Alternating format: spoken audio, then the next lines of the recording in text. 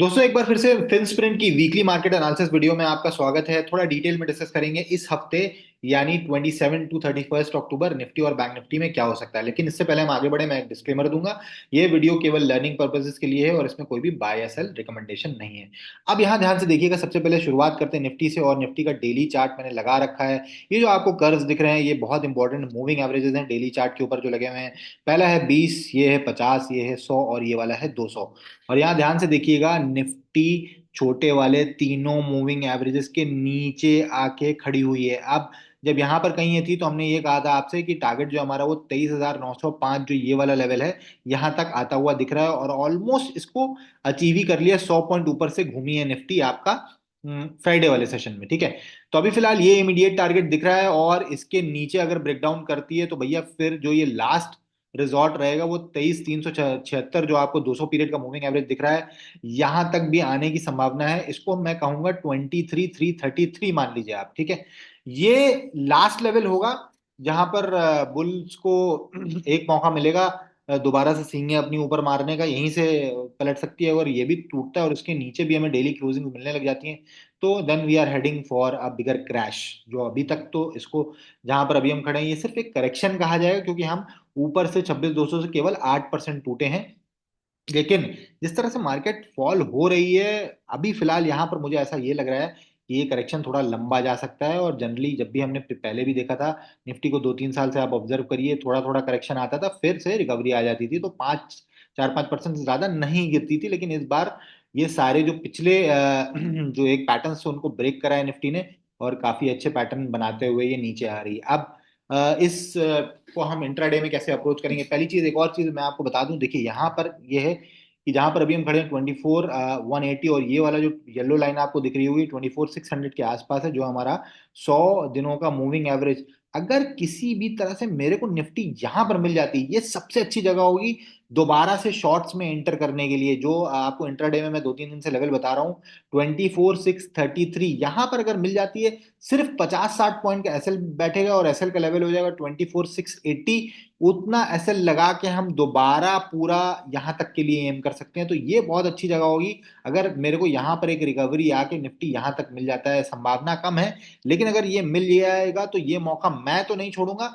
आप भी डिसाइड कर लेना अपना रिस्क मैनेज करके यहाँ पर किस तरीके से शॉर्ट करोगे। जरूरी नहीं कि आप वीकली एक्सपायरी में प्ले करो, आप दिसंबर की एक्सपायरी में प्ले कर सकते हो। यहाँ की पुट्स बाय करके नीचे की पुट्स सेल करके स्प्रेड्स भी बना सकते हो। और इसका स्टॉप लॉस अगर मैं यहाँ पर ट्रेड लूंगा, जैसे मैंने बताया, सिर्फ 50-60 पॉइंट का एसएल बैठेगा आपका। ठीक है, अब इसी को इंट्राडे में हम कैसे अप्रोच करेंगे, एक बार इंट्राडे का चार्ट देख लेते हैं निफ्टी का, किस तरीके से हमें ट्रेडिंग करनी है इंट्राडे चार्ट पे।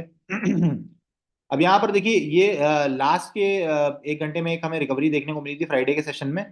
फिलहाल देखिए, अगर गैप डाउन या फ्लैट ओपनिंग मिलती है दोबारा, ये जो जोन है 24,194 से लेके 24,087, फिर से अगर इसी जोन में ओपनिंग होती है अभी, ध्यान रखिएगा, ये मत सोचिएगा बार बार रिकवरी का मत सोचिए, मार्केट खुद बताएगी कब रिकवरी आने वाली है। अभी केवल 2 ही हजार पॉइंट गिरी है, अभी ये 3,000-4,000 भी गिर सकती है। तो अभी माइंडसेट ये वाला रखना है, बार बार रिकवरी नहीं सोचना। और कॉल्स को कभी भी एवरेज नहीं करना है इस तरह की मार्केट में कि आपने कॉल बाय कर ली और मार्केट पलट के आ गई नीचे और आप एवरेज करते हुए चले जा रहे हो कॉल्स को। ठीक है, तो जहां पर अभी मार्केट खली है, अगर फ्लैट या हल्का सा गैप डाउन खुलती है और 24,087, ये जो हमारा लो है फ्राइडे का, इसके नीचे मेरे को इस टाइप का प्राइस एक्शन अगर दिखता है तो इसके नीचे मैं आपको टारगेट बता दूं 23,974 और 23,933, ये दो टारगेट्स होंगे। 23,933 से लेके 23,974, ये एक 40 पॉइंट की बहुत इंपॉर्टेंट सपोर्ट जोन है। और अगर इसको भी निफ्टी ने तोड़ दिया तो फिर सीधे 23,751 तक के टारगेट्स आपके नीचे के हो जाएंगे निफ्टी में। ठीक है, अब ध्यान दीजिएगा, मान लीजिए हमें गैप अप ओपनिंग मिल जाए। ठीक है, गैप अप, पहली चीज तो ये कि अगर बड़ा गैप डाउन हमें सीधे जो है अपना जो नीचे के टारगेट हैं आपके 24,950, 23,950 के जोन में मिल जाएगा, सीधे सीधे गैप डाउन मिल जाएगा, तो वेट करिएगा, रेंज फॉर्म होने दीजिएगा और उसके बाद जिधर निकलता तब ट्रेड करिएगा। और बहुत बड़ा गैप डाउन हो जाए तो अवॉइड करिएगा। ठीक है, बट अब अगर यहाँ से गैप अप खुल जाती है निफ्टी, ठीक है, गैप अप अगर निफ्टी खुल जाती है, मान लीजिए ये जो जोन है 24,281, यहाँ पर कहीं, क्योंकि आईसीआईसीआई बैंक के रिजल्ट्स भी आए वीकेंड पे, तो अभी देखना है मंडे को किस तरीके से लेती है मार्केट। अगर मान लीजिए मार्केट गैप अप खुल जाती है, यानी मार्केट डाउन ट्रेंड में है, ये क्या करेगा, सेंटिमेंट्स को यहाँ पर थोड़ा सा लोग पैनिक करेंगे जो भी शॉर्ट पोजीशन रख के बैठे हुए हैं। अब हमको पोजीशन कहाँ बनानी है भैया, फिर से वही लेवल देख लो भाई, 24,343 जो थर्सडे का लो था। अगर 281 के ऊपर गैप अप खुलती है, यहाँ पर रुकती है, 343 के ऊपर निकलने लग जाती है, तो शॉर्ट कवरिंग मूव देखने को मिल सकता है। टारगेट हो जाएंगे 24,401, 24,547 और 24,633। याद रखिएगा जो लास्ट टारगेट है जहां से हम शॉर्ट पोजिशन के लिए एम कर सकते हैं, ठीक है। 633 मेन लेवल है जहां पर मैं दोबारा से शॉर्ट करूंगा, और शॉर्ट वीकली वीकली में नहीं करूंगा भैया, दिसंबर की पुट्स में खरीदूंगा मैं पहले। आपको बता रहा हूँ, जैसे एक बार पहले भी हम लोगों ने करा था, टेलीग्राम वगैरह पे अपडेट भी किया था, जहां पर हम लोगों ने शायद, अगर हम डेली चार्ट देखेंगे तो ये वाली जो फॉल आई थी, हाँ ये वाली फॉल, ये जो फॉल थी, इस फॉल को पूरा कैप्चर किया था, ठीक है, वो भी दिसंबर की पुट्स में। तो इसी तरह का कुछ मैं एम करूंगा, अगर मेरे को निफ्टी 24,633 के आसपास मिल जाती है, 633 जो जोन है उसके आसपास मिल जाती है, 50-60 पॉइंट का एसएल देगा, ठीक है। तो ये तो हो गई हमारी निफ्टी की आपकी इंट्राडे एनालिसिस। और हाँ, अगर इस जोन के बीच में खुलती है, मान लीजिए ना नीचे का लेवल टूट रहा है ना ऊपर का लेवल टूट रहा है, ये वाली जो जोन है ये भैया प्रीमियम हिटिंग जोन है, यहाँ सावधान रहना, यहाँ ऑप्शन बाइंग मत करके बैठ जाना, वरना लॉस हो जाएगा। अब बात कर लेते हैं थोड़ी सी बैंक निफ्टी की। बैंक निफ्टी अभी कहाँ पर चल रहा है, तो ये हो गया बैंक निफ्टी का चार्ट। बैंक निफ्टी का सबसे पहले मैंने वीकली चार्ट भैया लगाया हुआ है, और यहाँ पर अगर वीकली चार्ट आप देखोगे तो भाई ये कैंडल को जरा गौर फरमाओ। पहले मार्केट यहाँ से एक हैमर टाइप बना के, ग्रीन कैंडल बना के ऊपर तो गई, लेकिन ये जो कैंडल आई है इसको क्या कहते हैं, बेयरिश इंगल्फिंग कैंडल है। और बैंक निफ्टी ये जो नीचे हरी लाइन दिख रही है, वीकली पे 50 पीरियड का मूविंग एवरेज है ये, यहाँ तक मेरे को आती हुई दिख रही है बैंक निफ्टी 48,966 का। आप इसको लेवल मान लीजिए। अब इंट्रा डे में हम कैसे अप्रोच करेंगे इसको, ठीक है। तो इंट्रा डे में जो आपका सेलिंग लेवल हो जाएगा, ये नहीं है कि हम इस लो के नीचे शॉर्ट कर देंगे जो कि हमारा फ्राइडे का लो है। इंट्रा डे में आपका जो सेलिंग लेवल है वो 50,289 है, इसके नीचे मेरे को प्राइस एक्शन मिलता है तो फिर सीधे मैं बड़ा टारगेट लूंगा भैया 49,666 तक का। उससे पहले एक जो टारगेट आएगा, एक जो स्टॉप आएगा, वो है 49,888 तक का, ठीक है।